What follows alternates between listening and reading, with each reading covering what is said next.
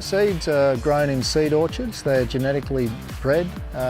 It's not genetic engineering, it's natural tree breeding to breed the biggest and fattest trees, the straightest trees, and also strong wood properties, which are important for the timber processing industry. They're weeded and tended by hand and fertilised, and then also hand raised and put into boxes, and then the planters plant the boxes out in the field.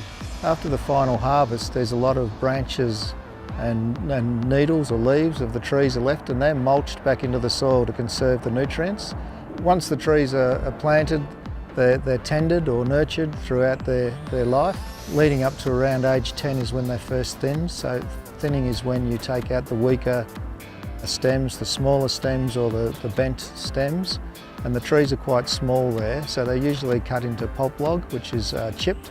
The idea of thinning is to concentrate growth on the best trees for the final crop.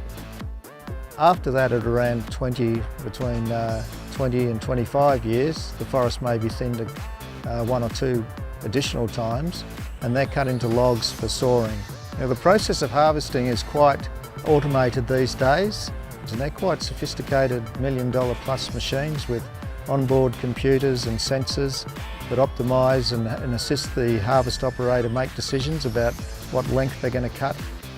Once the harvester has felled the tree and cut it into logs, you have another machine called a forwarder that's a six-wheel drive articulated all-terrain vehicle that picks up the logs and takes them out to the side of the road where they're loaded onto trucks that then take the logs into the sawmills.